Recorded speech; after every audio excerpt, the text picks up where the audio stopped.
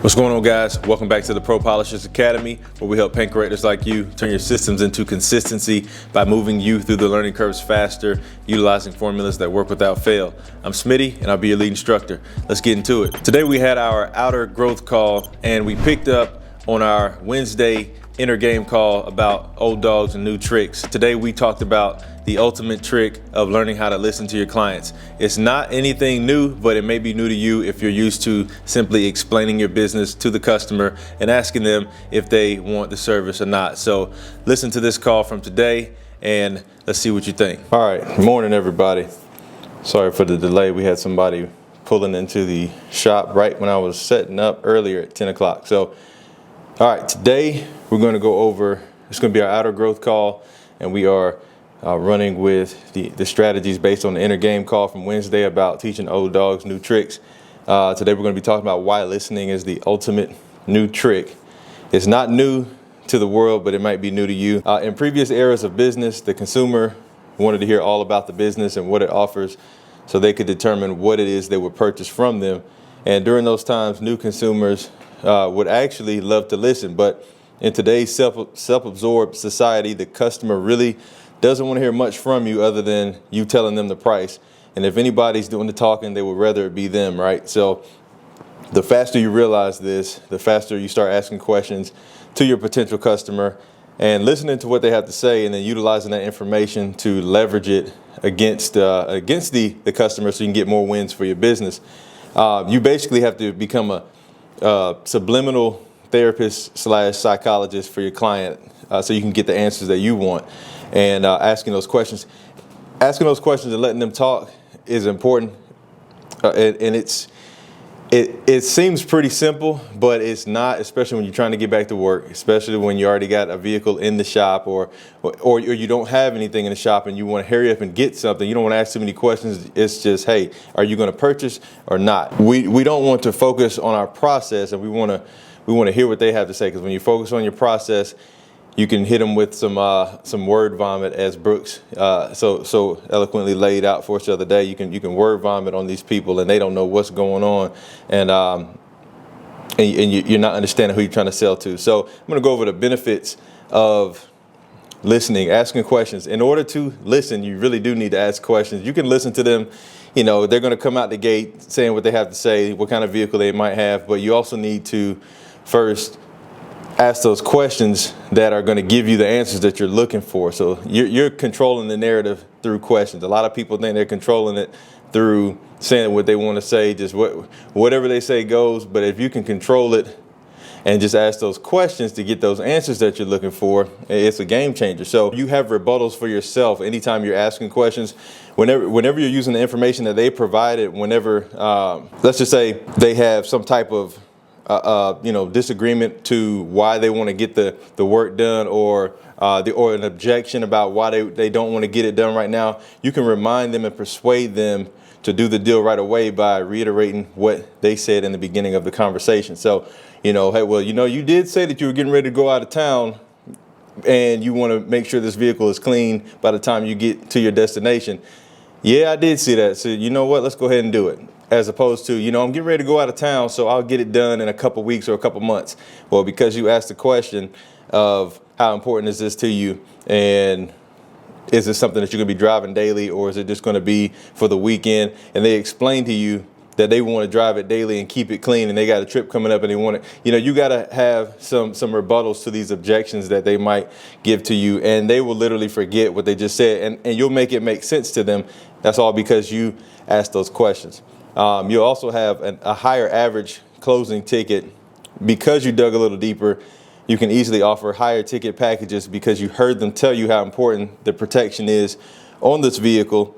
And so now you can do some deductive reasoning and know that they would not want to get the entry-level package before you even bring it up to them. So that allows you to start off at your top of the line package, and you can have a higher closing average on your ticket sale. So you can also save yourself from missing out on a deal because you heard them say that the funds are limited, right? And they just really wanted to put something on the car. So when you hear them, when you ask that question of like, what are you looking to get done? Well, I just want to put something on it. Christmas time's coming up, so I don't want to go too crazy. If you ask that question, as opposed to coming right out the gate and giving them the higher ticket package that your average client purchases, you can end up sticker shocking them. So if you ask the question of what's your goal, what are you looking to have done, do you have a budget in mind? When they give you all the information, you know what to leave out, you know what to implement. So most of us aren't doing that. Most of us are just going down the line, telling them what we offer. You either want it or you don't. One guy that I listen to a lot, or Myron Golden, we've been talking about him. His line is, tell me yes, tell me no, tell me now, I gotta go. And that's one of my favorite lines as well. And guys, we got somebody else pulling in the parking lot right this second, so we might have to put on pause for one moment. But yeah, you want to get to the point, but at the same time, if you're trying to sell them on something and you want to have some solid business and a good relationship with that customer, get more information out of them. Let's see, you have the ability to sniff out bad business or aggravating clients whenever you ask those questions. So anytime you just answer the phone and the question is, what's the price? You really don't get to understand who you're dealing with, and you don't know who's on the other side of that phone. And once you get them in, you might realize, I don't even want to deal with these people. I don't even want to deal with this car because it's just not a good situation. But you're being bothered for the entirety of the transaction because you didn't ask those questions. Guys, give me 1 second. Let me answer this door. Hold on 1 second. All right, cool. So we got a customer in here right this second, and I asked him if he can hang out, and he can. So hey, we started with those questions. Can you hang out? As opposed to, hey, you got to come back. He may be looking to get something done right now, and he may have other questions about other things. But hey, we ask questions first. Can you hang out? If not, cool. Can you come back? But not just, hey, we're shooting a video here. Can you come back in 30 minutes? We might miss out on something. So going back to the benefits, you'll never get caught in a situation where you have a vehicle that's your worst nightmare when it comes down to defects.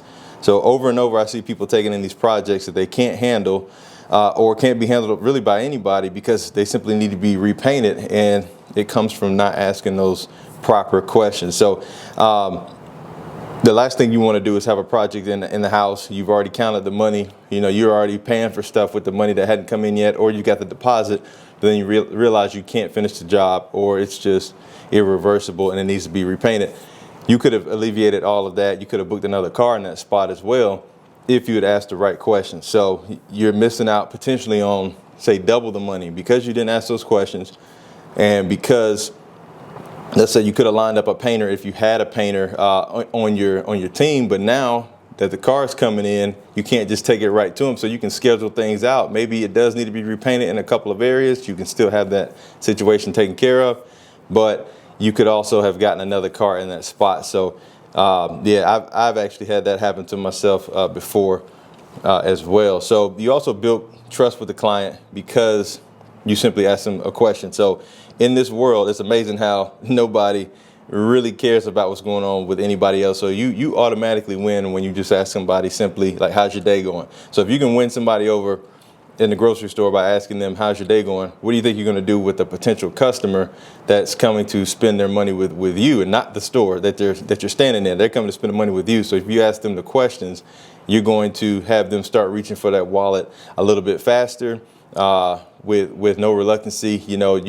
It'll be easier. You won't have to convince them. You'll be persuading them to then do what they already want to do. They're just looking for the right person to get it done. So you can really figure out who's wasting time. When you ask the right questions, you can get down to who's going to spend the money, and you can figure out who may truly want to get something done, but they might not have the money at the moment. This allows you to have quality leads to follow up with in the future as well. So most of us are following up on clients who knew they didn't want anything done in the first place when they first spoke with you. So your questions act as a filter to weed out those people who aren't serious and to categorize those who are. And you can put them in like, this is my premium client. This is a superior client. Like, they said they wanted this in a certain amount of time. You can have some quality leads to follow up with in a few months. That's major. If you want to listen to the rest of that call, join us at the Pro Polishers Academy. We have the call in the call archives. The link is in the description below. It's only 99 bucks a month. You can get in here and hang out with detailers from all over the country and get some really good game throughout the work week. Get some help if you've got issues with pricing. If you've got a vehicle coming in that you're not sure what to do with, we can help you out. Just send us a couple of pictures, a couple videos, and somebody will help you get the ball rolling on that vehicle or whatever the case may be. That's it for today, guys. We'll see you next time. The paint is waiting on you. Peace.